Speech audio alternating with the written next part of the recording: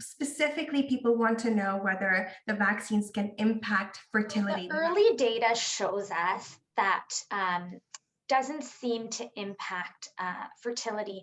And so when I say fertility, we sort of talk about the female side of things and the male side of things.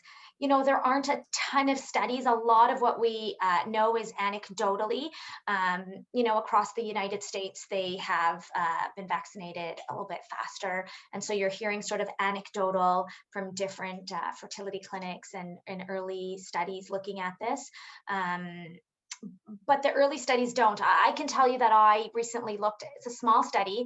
It looked at about 36 couples who had actually done an IVF, an in vitro fertilization cycle before the pandemic, and then in a short time after. So 2 cycles. And I like it because you're the very few situations where we can compare the same person or persons before and after vaccine.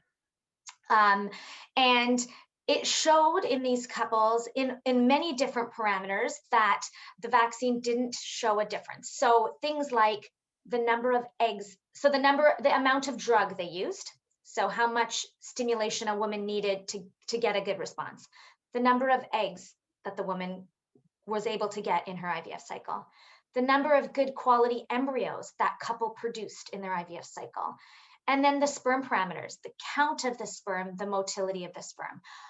It's a small study, again, 36 couples, but I think it's promising because it's showing you both sides of the equation, the female side and the male side, and it's showing you before and after in the same couple.